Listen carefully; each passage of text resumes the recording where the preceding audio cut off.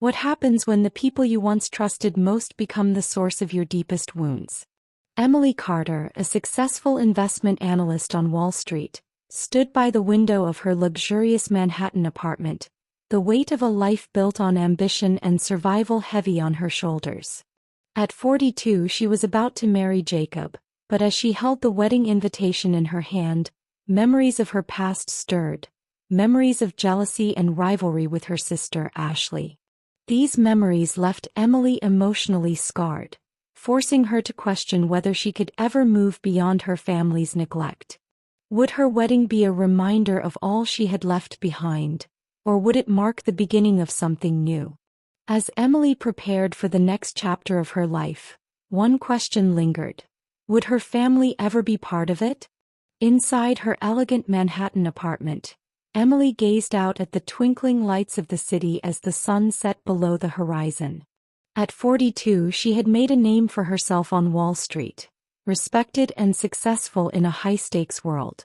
Yet tonight, as her eyes landed on the wedding invitation on her desk, she was pulled back to a place far removed from her financial empire: marriage. This word brought a mix of joy and an overwhelming wave of unresolved emotions, particularly when it came to her family.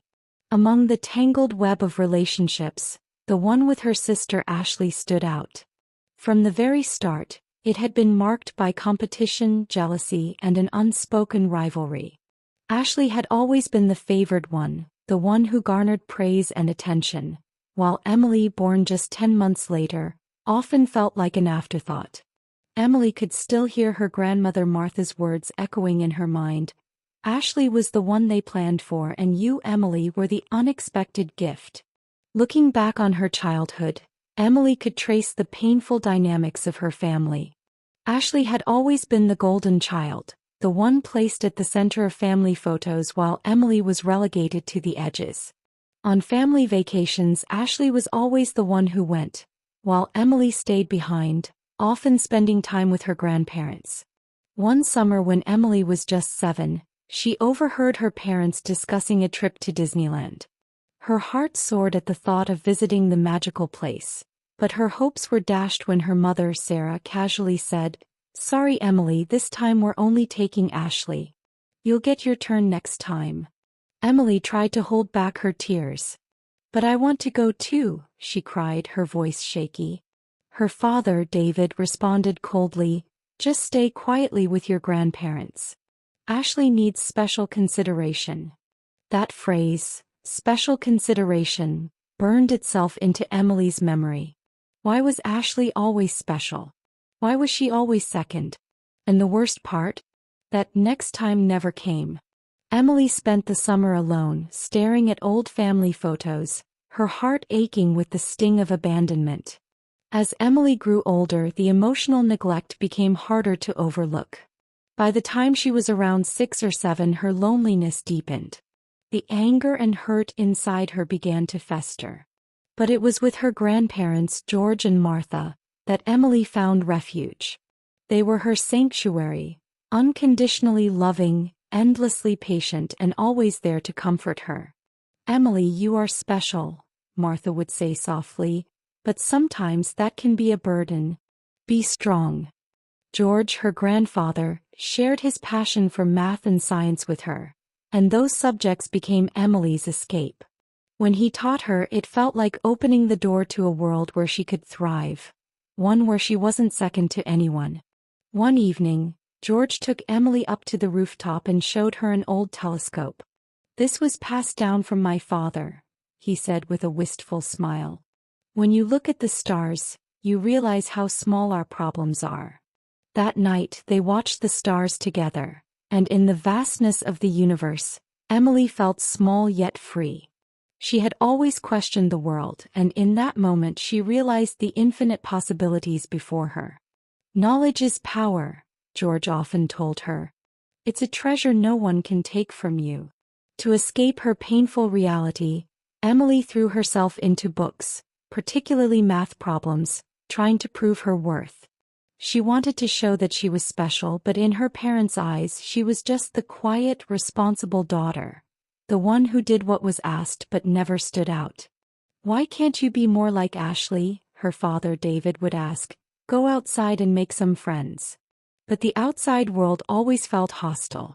Her classmates called her weird, making her an easy target for ridicule. Ashley, with her charm and popularity, never came to Emily's defense. In fact, there were times when Ashley joined in on the teasing. The pain of being alone, even with a sister, became a wound that Emily carried deep inside. The wedding invitation lay before Emily now, its words starkly contrasting with the painful memories of her past. She stood at the window looking at the bustling city of Manhattan, reflecting the woman she had become: independent, accomplished, confident. But beneath her success was a woman still grappling with the scars of her past. And yet, as she looked back on her journey, she felt a glimmer of hope. Despite everything, Emily had found love with Jacob, a love that was truly hers and not born out of comparisons or rivalry. In this new chapter, she knew she was deserving of happiness that had long seemed out of reach. One day, during a school break, Emily was reading a book in a quiet corner of the library when a group of classmates surrounded her. "She's reading alone again," one girl laughed. "Don't you have any friends?" Emily blushed, unable to find the words. Just then Ashley passed by. For a moment, Emily thought her sister might come to her defense. But instead Ashley looked at Emily coldly and said, "Leave her alone. My sister is a bit special." The other kids burst into laughter and Emily, clutching her book, ran to the bathroom and cried. The pain of being betrayed by her own sister hurt more than any cruel words from her classmates. Throughout high school, the tension between Emily and Ashley only grew. Emily excelled academically, while Ashley remained popular and sociable. Every time Emily answered a question correctly in class, her classmates would sigh and mutter behind her back, "There she goes again." Although Emily was proud of her talents, loneliness still tormented her. She buried herself in libraries and labs, finding validation through her ability to absorb knowledge. One day, during a chemistry experiment, Emily made an astonishing discovery. Her results contradicted established textbook theories. Excited, she reported her findings to her teacher, who praised her exceptional talent. But her joy was short-lived when Ashley suddenly appeared, sneering, "Are you trying to get attention with your weird experiment again? I'll tell Mom and Dad." Emily stood frozen, speechless. Why couldn't her sister be happy for her accomplishments? Why was Ashley always trying to belittle her? That evening, Emily's parents scolded her harshly. "Don't cause trouble for the teacher with unnecessary actions," her father admonished. "Just sit quietly in class," her mother added.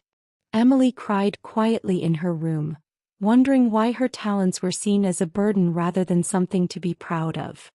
That night, she made a vow to herself, to find a place where her abilities would be valued, and to achieve success so undeniable that everyone would have to recognize her worth.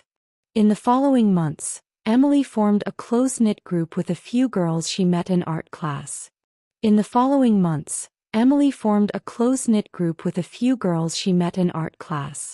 They appreciated and accepted her intellectual side, and for the first time in her life, Emily felt the warmth of true friendship. They gathered after school at a cafe, passionately discussing art, science, and philosophy. Emily freely expressed her opinions on various subjects, impressing her friends with her insightful perspectives. "Emily, you're really interesting," her friend Jessica remarked. "I wish I'd gotten to know you sooner." For a brief moment, Emily felt like she had found a place where she truly belonged. But that happiness was short-lived. Ashley, unable to bear Emily's closeness with anyone else, wanted to join the group. One afternoon she approached them with a sweet smile. "Hey, let me join too." Emily's friends hesitated, knowing how Ashley had treated her in the past. "Sorry, Ashley," Jessica said kindly. "This group is for Emily." Ashley's expression twisted into a scowl.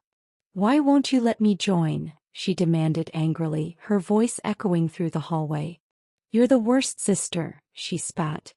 That night, Ashley complained to their parents, crying that Emily was being cruel and wouldn't let her join the group.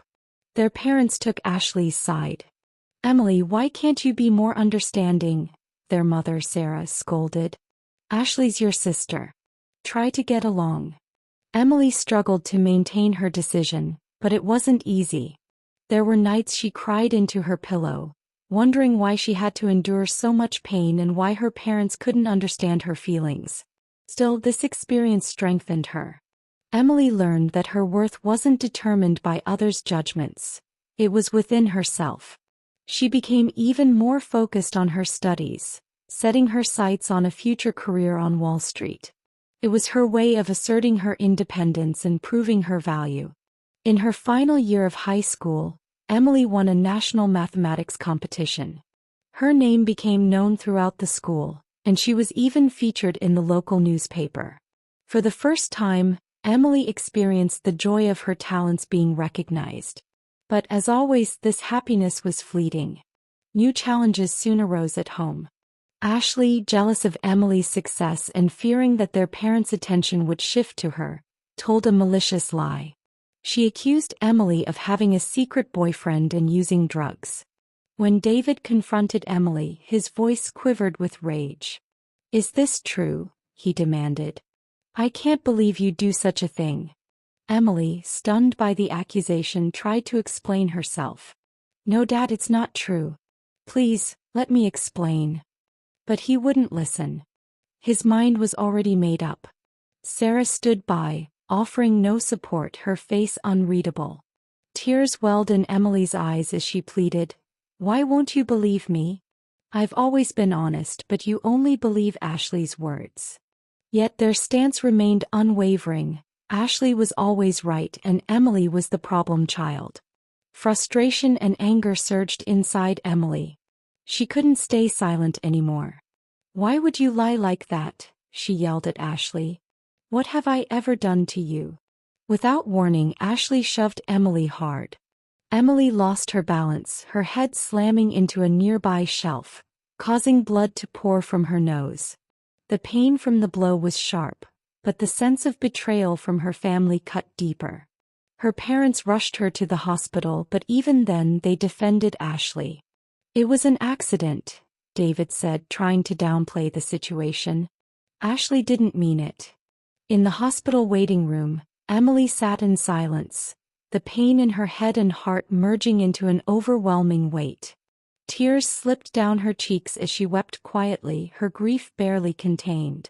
A nurse noticed Emily's distress and approached gently, asking, "Are you okay? What happened?" Emily hesitated but for the first time felt the need to open up. She had never shared her family struggles with anyone, but at that moment, the weight of everything felt unbearable. Taking a deep breath, she finally shared her story. The nurse listened intently and after a while spoke softly, "I'm concerned for your safety. Would you like me to contact Child Protective Services?" The suggestion of CPS sent shockwaves through the family. Her parents were furious, blaming Emily for everything. "Why would you do that?"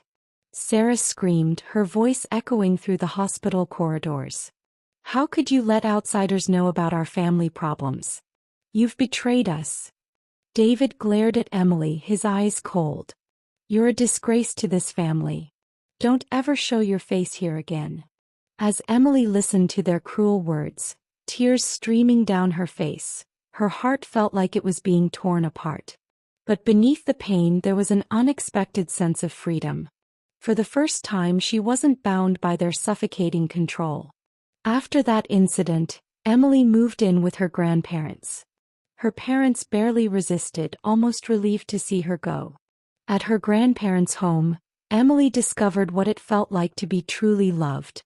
Every morning she woke up to the comforting smell of her grandmother's breakfast, and in the evenings she and her grandfather would sit together, gazing at the stars and discussing life's deeper mysteries. "Life isn't easy, Emily," her grandfather often said, his voice full of wisdom. "But every difficulty you face makes you stronger. Never forget you have infinite potential." After graduating from high school, Emily earned a full scholarship to Columbia University. The moment she set foot on campus, a wave of emotion overwhelmed her. This was her fresh start. No one knew her past. No one knew her as Ashley's sister. Here she was, just Emily. University life brought many surprises. Emily quickly gained a reputation for her intelligence and diligence. Professors respected her, and her peers admired her unique personality. In her economics classes, Emily shone brightly. Her sharp analytical skills and innovative thinking left professors in awe.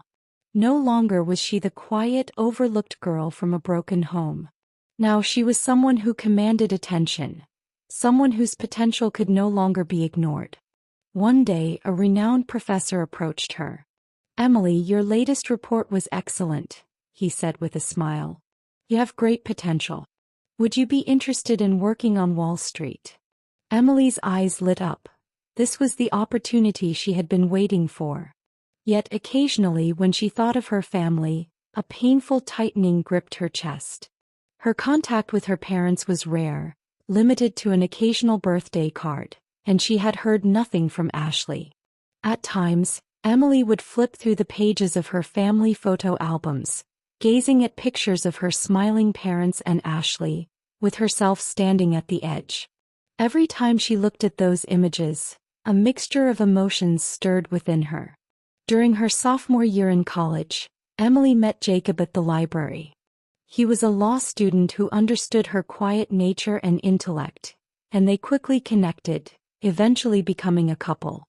"You're such an incredible person, Emily," Jacob's words stayed with her. "I can't believe your family doesn't see that." Being with Jacob brought a fresh perspective to Emily's life. She discovered the joy of being loved, and it helped her reconsider her own self-worth. It also made her reflect deeply on her relationship with her family. "Should I forgive them?" Emily asked Jacob one evening. He chose his words carefully. "That's something only you can decide. But I've always heard that forgiveness isn't about the other person. It's about lifting the burden off your own heart." Emily pondered those words for a long time. Slowly, something inside her shifted. After graduation, Emily joined a major investment bank on Wall Street. Her analytical skills and insights were highly valued, and she quickly rose through the ranks. By her mid-30s, she had become a recognized figure in the industry. One day, Emily was given a major project that could define her career. She worked tirelessly, sacrificing sleep to perfect her presentation.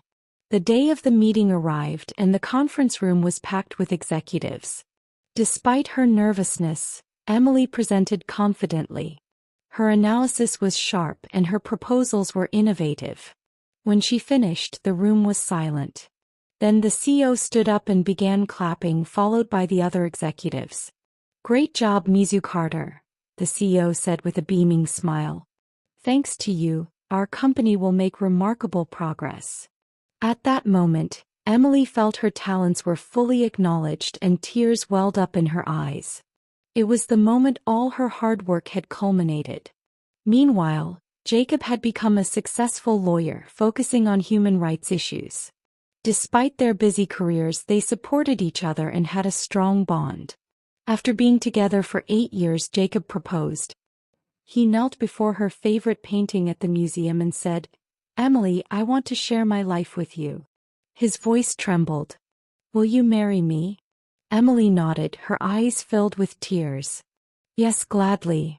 That evening, as they discussed their future, the inevitable question arose: whether to invite her family to the wedding. Emily called her grandparents to share the news, and their joyous voices brought tears to her eyes. "Your happiness means everything, Emily," her grandmother's warm voice said. "You deserve this." However, reaching out to her parents and Ashley was not easy. Years of resentment made her hesitate as she tried to dial their numbers. Emily attempted the call several times but stopped each time. Finally, she decided to send a simple text. "Dad, Mom, and Ashley, I'm engaged to a man named Jacob. Our wedding is on the 15th next month. You are welcome to attend if you'd like." After pressing send, Emily's heart raced. The next few days were filled with unease. She couldn't focus at work or sleep at night. Jacob supported her, gently assuring her, "It's okay, Emily. Whatever their response is, I'm here with you." As expected, her parents' response was indifferent. "Congratulations. Your father should walk you down the aisle," her mother's message read. It felt less like a blessing and more like a command. Ashley's response was even harsher. "Are you trying to embarrass me by getting married before your older sister? You always think only of yourself." Reading these messages, Emily felt a painful tightness in her chest. After all these years, nothing had changed with her family. It was disheartening to realize that no one in her family genuinely celebrated her success and happiness. Emily turned to Jacob for advice. "Should I invite them? But if they come, they'll ruin the ceremony." Jacob took her hand gently. "I support whatever decision you make, but I want you to choose without regrets. This is our day, but it could also be a chance to reconcile with your family." Emily thought deeply for a long time. She wavered between the pain of the past and the faint hope of reconciliation. Inside her, a dialogue began between her childhood memories and her present self. 2 weeks before the wedding, Emily made her final decision. She would invite her parents and Ashley, but they would not have significant roles. "Dad, I've asked Grandpa to walk me down the aisle," Emily told her father over the phone. After a brief silence, her father's angry voice came through. "What a selfish daughter we raised." Controlling her trembling voice, Emily responded, "Yes, you raised me, but it was my grandparents who truly loved me on the most important day of my life. I want someone by my side who truly supports me." For a moment, it seemed her father was at a loss for words, but quickly he regained his anger. "You are no longer our daughter." After hanging up, Emily cried for a long time, but these weren't just tears of sadness. They were also tears of liberation. Years of suppressed emotions were finally being released. Jacob simply held her, offering his quiet comfort, knowing no words were needed. As preparations for the wedding continued, Emily stayed busy selecting dresses and arranging flowers, temporarily putting her family issues aside. But 1 week before the wedding, another shock awaited her. It was a call from her father. "Emily, I need to talk to you," he said, his voice tense. "About your wedding day. I can't make it anymore." Emily's heart nearly stopped. "What do you mean?" "Ashley has been promoted to VP of a major company, and the celebration is on the same day as your wedding," he said, his words trailing off. Memories from Emily's childhood rushed back. The days when Ashley had always been prioritized over her. The pain of always being second best, and now, even on the most important day of her life, they had chosen her sister. "I understand," Emily replied coldly. "Enjoy yourselves." After hanging up, Emily collapsed to the floor. Jacob rushed over, holding her tightly. "It's okay, Emily. I'm here with you." His voice gave her strength. That night, Emily couldn't sleep. She stood by the window, gazing out at the lights of Manhattan. The city lights seemed to mirror her complex emotions. Memories kept flooding in. The day she wasn't taken to Disneyland, the parents who never celebrated her achievements, the punishments for Ashley's lies, and the cold dismissal after CPS's intervention. Emily took a deep breath. Yes, that was enough. She no longer needed her parents' or Ashley's approval. She had her own life, her own love, and her own family. The next morning, Emily woke up with newfound determination. "Jacob, we're going ahead with our wedding as planned, even if my parents and Ashley aren't there. We have our true family." Jacob smiled gently. "Yes, we have each other. And we have your grandparents who love you along with your true friends." On her wedding day, Emily walked toward the altar, her beloved grandfather George by her side. She wore a pristine white dress, delicate flowers woven into her hair, and the soft glow of the venue surrounded her, filled with the warmth of their closest friends. Though her parents and Ashley were noticeably absent, Emily felt Jacob's loving gaze on her, steady and reassuring.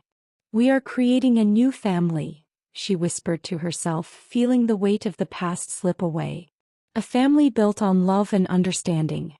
As they exchanged vows, Emily gazed deep into Jacob's eyes, seeing nothing but unconditional love reflected back at her. I vow to love, respect, and cherish Emily Carter in sickness and in health, for better or for worse. Jacob's voice trembled as he spoke the words. Emily echoed them, her heart swelling with joy. In that moment, standing hand in hand with Jacob, she felt truly liberated. At the reception, Emily danced with a radiant smile, surrounded by her closest friends. Her grandparents watched with pride from a distance, while Jacob's parents welcomed her with open arms, treating her as though she were their own daughter. Yet despite the warmth and joy of the day, Emily couldn't help but feel the absence of her parents and Ashley. A subtle ache lingered in her heart that she couldn't ignore. During a brief break from dancing, Emily stood by the window, gazing at the vibrant lights of the city below. The hum of the celebration seemed distant as her mind wandered. Suddenly she heard a familiar voice behind her. Emily. She turned to find Ashley standing there, dressed in a glamorous gown, but her eyes were tired, and her face seemed shadowed by exhaustion. Ashley, why are you here? Emily asked, confusion clouding her thoughts. Ashley hesitated, her words coming slowly. I left my promotion celebration early, she said, her voice softer now. I felt like I needed to be here at your wedding. Emily's emotions swirled in a whirlwind, anger, sadness, and a small glimmer of hope. I truly regret what I've done, Ashley continued, her voice trembling with sincerity. I've always been jealous of your strength, your intelligence, and the love you received. I didn't know how to handle it. Emily listened in silence, the weight of years of unresolved tension pressing down on her. It may be hard to repair our relationship, Ashley added quietly, but if you can forgive me, I'd like to start over. Emily took a deep breath. The years of pent-up emotions rushed forward. Ashley, I can't forgive you easily, she said softly but firmly. But I'm glad you came. Maybe we can start to rebuild something slowly. Tears glistened in Ashley's eyes. Hesitantly, she reached out her hand to Emily. After a long pause, Emily took it. They stood together side by side, gazing out at the Manhattan skyline, a silent promise hanging between them. 2 months after the wedding, Emily received a letter from her parents. Emily, we've made a huge mistake. We deeply regret not attending your wedding. We don't know if you can forgive us, but we'd like to meet and talk. Emily stared at the letter, her heart torn between conflicting emotions. The question was overwhelming. Should she forgive them or continue to keep her distance?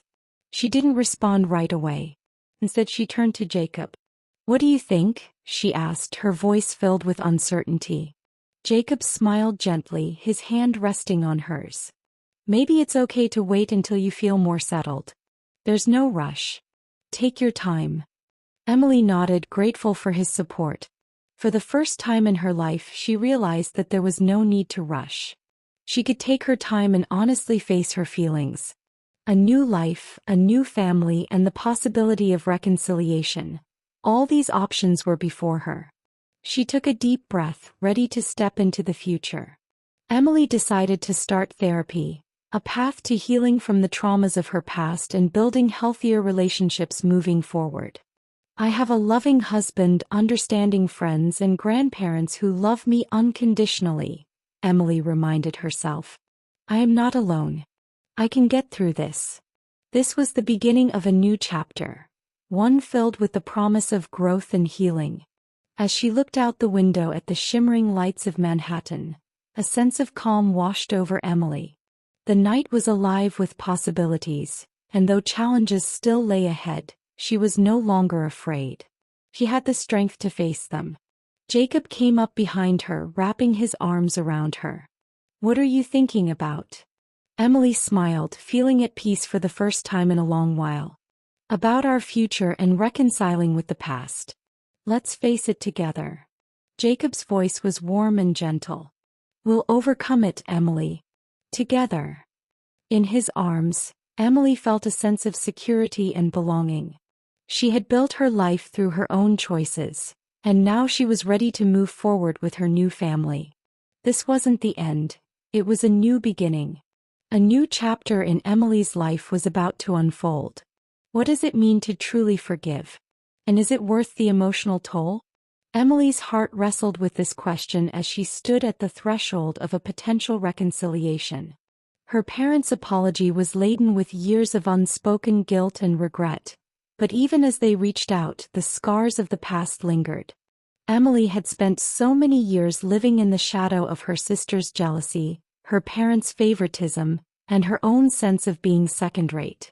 Even after all the success, the recognition, and the love she found with Jacob, a part of her still felt like that lonely girl yearning for acceptance. But as Emily reflected on her journey, she realized her true family was already in place. Jacob, her friends, and her grandparents had shown her the kind of love that was unconditional, supportive, and real.